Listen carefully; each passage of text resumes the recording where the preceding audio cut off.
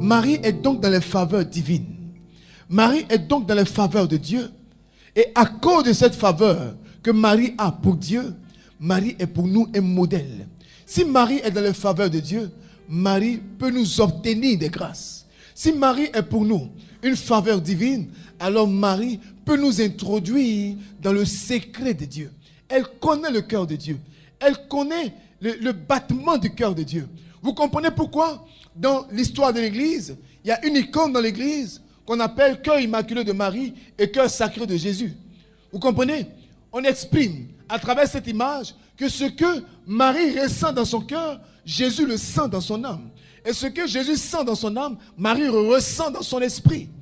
Comme pour dire que le cœur de Marie et le cœur de Jésus sont des cœurs unis. Alors, si nous sommes là et nous prions au nom de Jésus, si nous sommes là, que nous demandons des choses au nom de Jésus, et que quelqu'un connaît Jésus, connaît le nom de Jésus, et que ce quelqu'un-là a donné ce nom Jésus à Jésus, pourquoi est-ce qu'il ne pourrait pas vous aider? On fait le chapelet, mais sans dévotion. On fait le rosaire, mais sans la foi. Alléluia. Alléluia. Marie est une faveur pour nous. Elle connaît Jésus mieux que nous-mêmes. Pendant que nous faisons simplement notre chapelet, elle lui parle. Elle lui adresse des paroles. Elle lui adresse de belles paroles. Elle sait ce qu'elle lui demande. Elle formule notre prière pour nous. Je veux t'inviter aujourd'hui à prendre Marie chez toi. Marie est une femme extraordinaire et exceptionnelle. Marie, modèle de foi. Nous savons cela dans Hébreux chapitre 11. Le verset 1er. La foi est la ferme assurance de ce qu'on espère et la démonstration de ce que les yeux ne voient pas. Marie n'a pas eu besoin de voir. Dieu descend pour croire. Pendant qu'elle était dans sa chambre et que l'ange est venu vers elle, Marie a cru sans avoir vu. Si vous avez Marie dans votre cœur, si vous avez Marie dans votre vie, si vous êtes attaché à Marie, Marie va vous plonger dans la sphère de l'esprit. Marie va vous plonger dans les secrets de l'esprit. Marie va vous plonger dans l'atmosphère de miracle. Pour qu'il y ait miracle, il faut qu'il y ait foi. Pour qu'il y ait foi, il faut que la parole soit libérée. Marie connaît la parole libérée. Marie maîtrise la parole libérée. Marie connaît l'atmosphère de miracle. Si vous avez réellement Marie avec vous et que vous attachez à Marie, Marie va tout disposer pour vous et vous serez comme aux noces de Cana où tout est accompli, où tout est terminé et Marie se lève et Marie va avec son fils pour lui dire ils n'ont plus de vin. Alléluia. Dis à quelqu'un, Marie est un choix de Dieu. Marie est modèle de Dieu. Alléluia. Marie veut connaître les paramètres de Dieu. Marie veut connaître la direction divine. Elle dit à l'ange, mais comment est-ce que cela va-t-il se faire? Elle ne dit pas, je ne crois pas. Elle ne dit pas, ce n'est pas sûr. Mais elle pose simplement la question de savoir, mais comment est-ce que cela va-t-il se faire? Alléluia. Tu m'entends? Et qu'est-ce que Marie dit? Je suis la servante du Seigneur, qu'il me soit fait selon sa parole. Et l'ange la quitta. Marie adhère à la volonté de Dieu. Elle arrive au sommet de sa foi. Marie entre dans le fruit de la foi.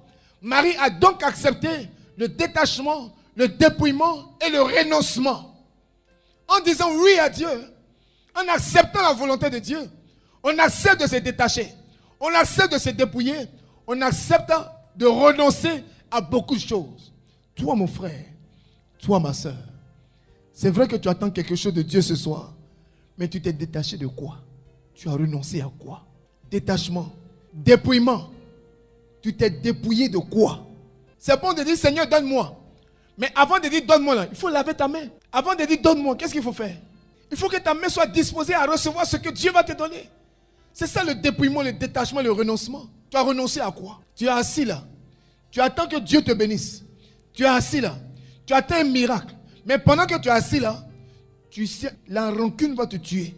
La colère va te tuer. Dieu n'a qu'à me bénir seulement. Ce qui est sûr, on n'a qu'à faire un peu.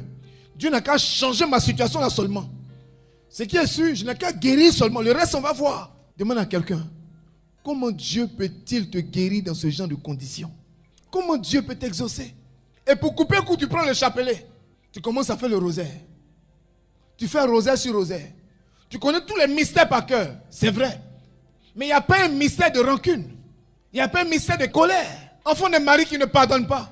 Tu fais le même palabre du lundi au dimanche. Et le dimanche, tu soulèves ton pain de Marie. Tu dis, allons à l'église. Qui n'a qu'à te suivre? Qui n'a qu'à te suivre? Dis à quelqu'un, il faut que tu changes. Alléluia. Dieu, c'est le projet qu'il a forgé pour toi.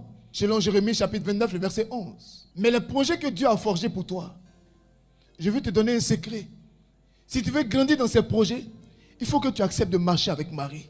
Luc chapitre 1, verset 45 nous dit, oui, bienheureuse celle qui a cru en l'accomplissement de ce qui lui a été dit de la part de Dieu.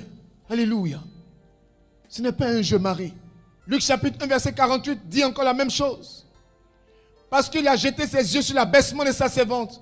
Oui, désormais, toutes les générations me diront bienheureuse. Marie proclame sa foi. Marie proclame que son fils est le plus élevé. Et Marie proclame sa grande foi. Alléluia. La foi de Marie nous fait rentrer dans une ère nouvelle. La foi de Marie nous permet de quitter le statu quo spirituel et nous plonge dans quelque chose que nous n'avons jamais vécu. Alléluia. Alléluia. Bien-aimés frères, bien-aimées sœurs, je veux partager quelque chose avec toi. Je veux que tu comprennes que réellement, Marie est notre modèle. Modèle parce qu'elle a vécu par la foi. Modèle, nous devons donc suivre sa foi. Modèle par sa détermination. Modèle par son exemple. Sa détermination. Pendant qu'elle était enceinte, ça n'a pas été facile. Pendant qu'elle était enceinte, les gens se moquaient d'elle. Pendant qu'elle était enceinte, tout le quartier se moquait d'elle. Tout le monde savait qu'elle devait se marier. Mais le mariage n'a pas encore eu lieu. Et du coup, on voit la femme qui est déjà cambrée. Donc tout le monde se pose des questions. Quand on demande à Joseph aussi, il dit, c'est pas moi. Hein. Donc comment elle devait se sentir? Humiliée. Toi, quand tu es humilié, quelle est ta réaction? Elle était humiliée. Elle était froissée au-dedans d'elle. Elle était découragée.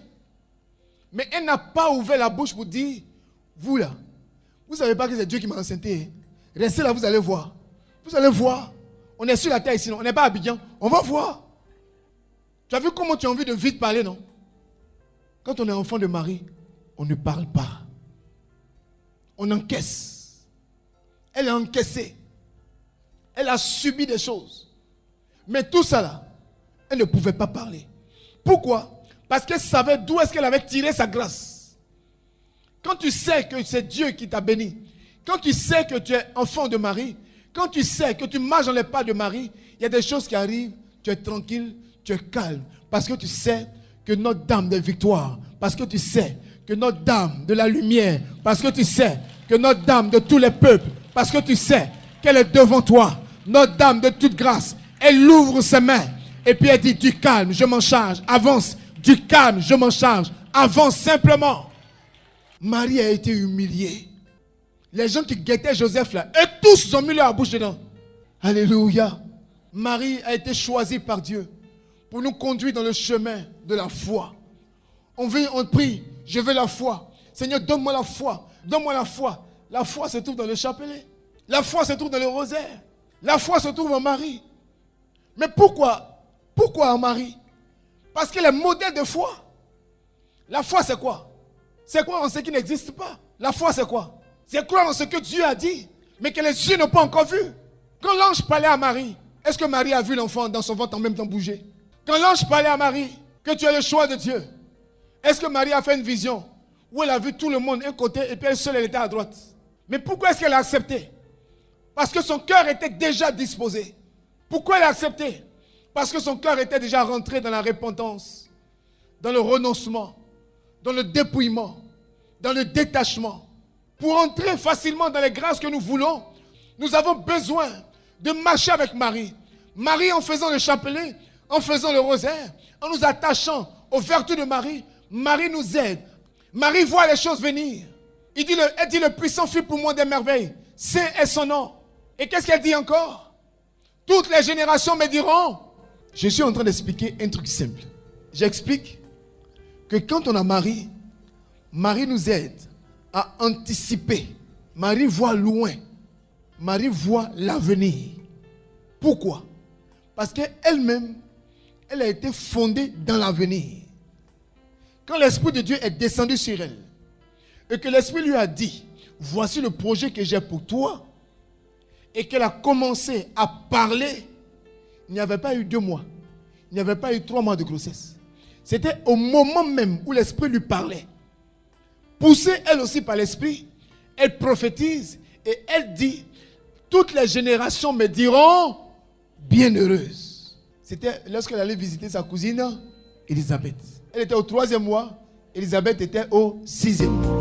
Merci pour ce cadeau béni.